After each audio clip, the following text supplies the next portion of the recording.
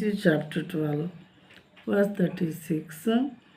I tell you, on the day of judgment, people will give account for every careless word they speak.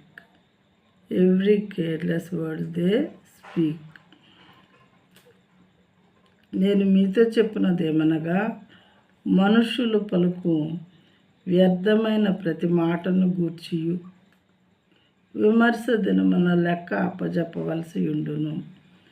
విమర్శ దినము అంటే దేవుడు మనకి తీర్పు తీర్చేటటువంటి దినం. ప్రియమైన వాళ్ళారా, మనం చనిపోయిన తర్వాత మరో లోకం ఉందని, అది మరి సజీవమైనటువంటి దేవుని దగ్గరకు వెళ్ళేటటువంటి స్వర్గము, పాపం చేసిన వారికి అవార్డు చేయబడేటటువంటి నరకము ఇలాంటివి ఉన్నవి అని, మరి అవి ఏ రకంగా ఉంటాయి అని, ఏ రకమైన వారు స్వర్గానికి వెళ్తారు, ఏ రకమైన వాళ్ళు నరకానికి వెళతారు అని ఒక బైబిల్ గ్రంథం మాత్రమే మాట్లాడుతూ ఉన్నది. ప్రియమైన వాళ్ళారా, స్వర్గం నరకం ఉంటాయి అనే విషయం అందరికీ తెలిసినప్పటికీ దానిలోకి ఎలాంటి వాళ్ళు వెళ్తారు, దీనిలోకి ఎలాంటి వాళ్ళు వెళ్తారు, అసలు మార్గం ఏంటి స్వర్గానికి వెళ్ళటానికి అనే విషయాలు ఓన్లీ ద బైబిల్ సేస్.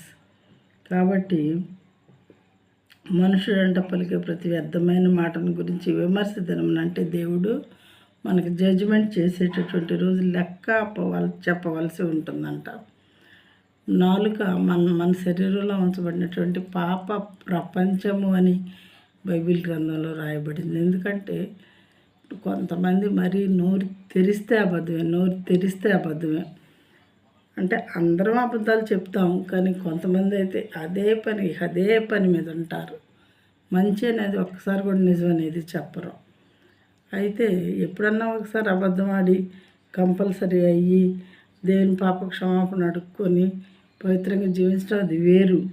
అదే పనిగా అబద్ధాల తర్వాత అబద్ధాలు చెప్పడం, వేరే వాళ్ళని తిట్టడం, దూషించడం, అనవసరంగా లేనిపోని మాటలు కల్పించి చెప్పడం, ఇవన్నీ కూడా పాపాలు. ప్రియమైన వాళ్ళారా, నాలుగు చేసే పాపాలు ఇవి.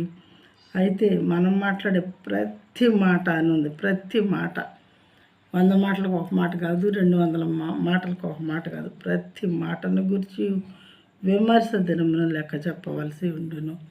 దేవునికి మనం లెక్క చెప్పాలి. కాబట్టి మనం మాట్లాడే ప్రతి మాట కూడా పవిత్రంగా, మంచిగా, దేవునికి ఇష్టమైనదిగా ఉండేలాగా చూసుకోవాలి. ప్రియమైన వాళ్ళారా, లేకపోతే దేవుడు మనకు తీర్పు తీర్చేటప్పుడు సింహంలాగా కనిపిస్తారు.